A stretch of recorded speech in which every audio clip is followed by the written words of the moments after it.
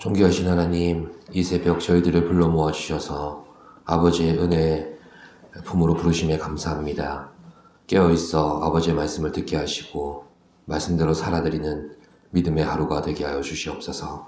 예수님의 이름으로 기도드립니다. 찬송가 496장입니다. 새벽부터 우리 사랑함으로써 저녁까지 씨를 뿌려봅시다. 열매 차차이고 혹시 거둘 때에 기쁨으로 단을 거두리로다.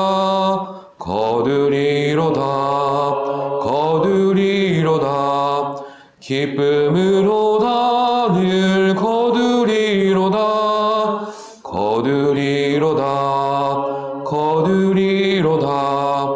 기쁨으로 단을 거두리로다. 비가 오는 것과 바람 부는 것을 겁을 내지 말고 뿌려봅시다. 이를 맞춰놓고 곡식 거둘 때에 기쁨으로 단을 거두리로다.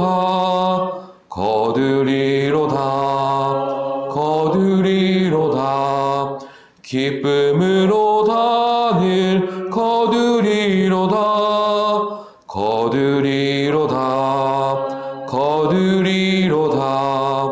기쁨으로 단을 거두리로다. 씨를 뿌릴 때에 나지 아니할까 염려하며 심히 애탈지라도 나중 예수께서 칭찬하시리니 기쁨으로 단을 거두리로다.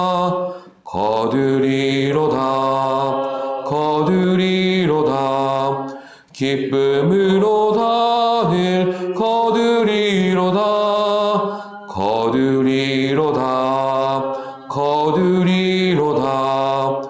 기쁨으로 단을 거두리로다.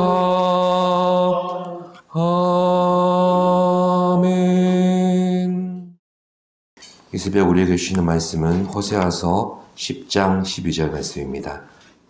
합독하시겠습니다. 너희가 자기를 위하여 공의를 심고 인애를 거두라. 너희 묵은 땅을 기경하라. 지금이 곧 여호와를 찾을 때니 마침내 여호와께서 오사 공의를 비처럼 너희에게 내리시리라. 아멘.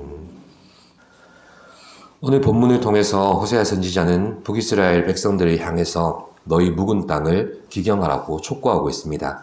그리고 그 이유를 직접적으로 말하는 대신에 마침내 여호와께서 오사 공의를 비처럼 너희에게 내리시리라 이렇게 말씀하고 있습니다.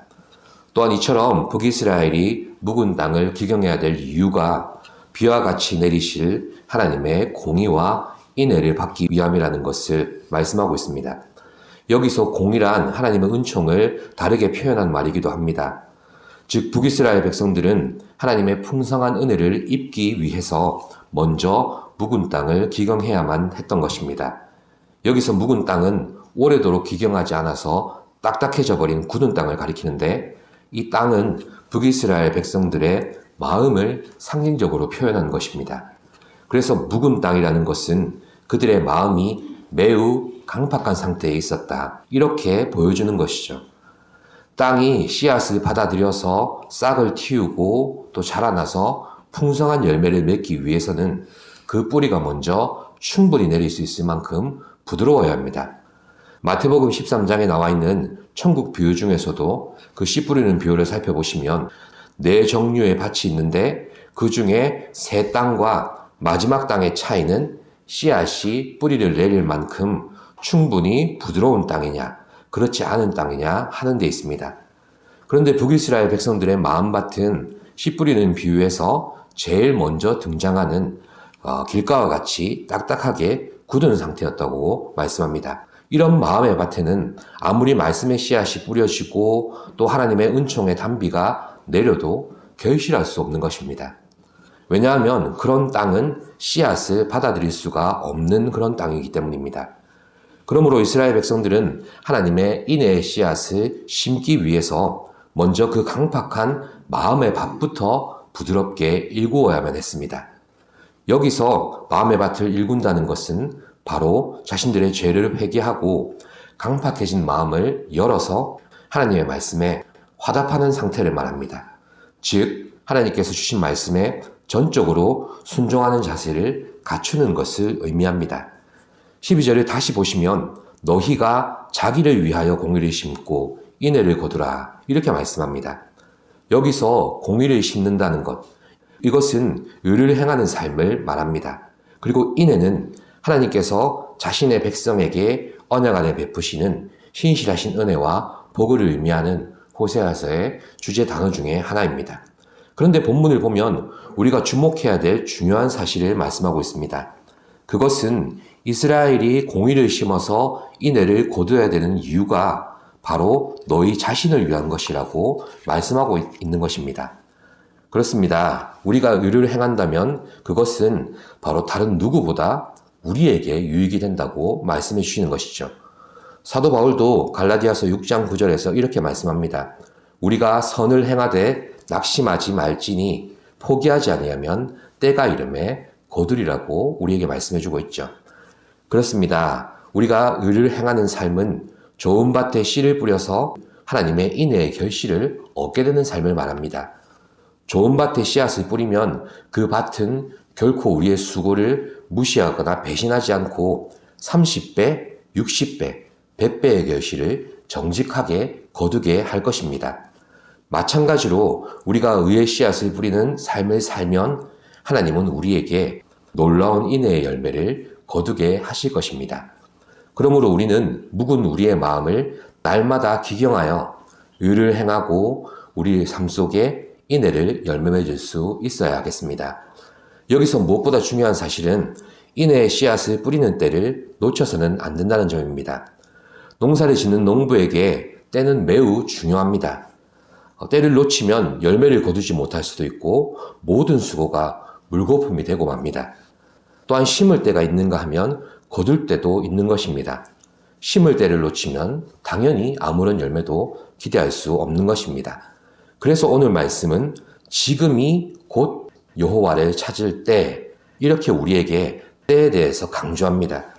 그런데 말씀을 다시 주목해 보시면 의를 행할 때 그리고 여호와를 찾을 때 이것이 같은 의미로 사용되고 있습니다.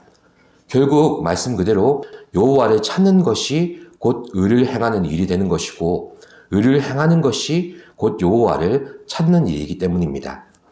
북이스라엘 백성에게는 지금이 바로 의를 행할 때였습니다. 우리도 우리에게 주어진 오늘의 삶이 바로 하나님의 의를 행하며 인애로 열매를 거두어야 되는 그런 하루입니다. 그래서 오늘 여호와를 찾아야 합니다. 지금이 의를 뿌릴 수 있는 마지막 기회가 될 수 있기 때문이죠. 인애의 열매가 맺기 전에 우리는 심판의 날을 맞이할지도 모릅니다. 그래서 바울 사도는 보라 지금은 은혜 받을 만한 때요 보라 지금은 구원의 날이로다 이렇게 우리에게 말씀했습니다. 그렇습니다. 지금이 중요합니다. 때가 중요합니다. 지금이 의를 행할 수 있는 마지막 기회가 될 수 있습니다. 하나님의 인애를 거둘 수 있는 마지막 때가 될 수도 있습니다. 여러분은 이 기회를 결단코 놓치지 않는 그런 성도가 되시기를 바랍니다. 사랑하는 성도 여러분, 오늘 우리에게 주어진 이 하루가 하나님의 의를 행하며 인애의 열매를 맺을 기회라고 말씀하셨습니다. 우리가 고집스럽게 붙들었던 나의 묵은 땅을 기경하여 하나님의 공의와 인애를 심고 거두어야 합니다. 아무쪼록 우리의 묵은 땅을 기경하여 하나님의 은혜의 담비로 적셔지는 그런 하루와 한 주간이 되시기를 기도합니다. 기도하겠습니다. 신실하신 하나님, 하나님의 은혜를 받기 위해서 그 은혜의 담비로 인하여 우리의 삶이 회복되고 하나님 앞에 온전히 회개하고 돌아오게 하시기 위하여 묵은 땅을 기경하라 말씀하신 줄 믿습니다. 우리의 묵은 땅이 무엇인지 기도하며 묵상하는 가운데 발견케 하여 주시고 그것을 붙들고 있는 나 자신의 고집과 함께 내려놓게 하여 주시고 하나님께서 인애와 공의로 열매 맺게 하시는 귀한 은혜의 삶을 살아가게 하여 주시옵소서. 예수님의 이름으로 기도드립니다. 아멘. 하늘에 계신 우리 아버지, 아버지의 이름을 거룩하게 하시며 아버지의 나라가 오게 하시며 아버지의 뜻이 하늘에서와 같이 땅에서도 이루어지게 하소서. 오늘 우리에게 일용할 양식을 주시고 우리가 우리에게 잘못한 사람을 용서하여 준 것 같이 우리 죄를 용서하여 주시고 우리를 시험에 빠지지 않게 하시고 악에서 구하소서.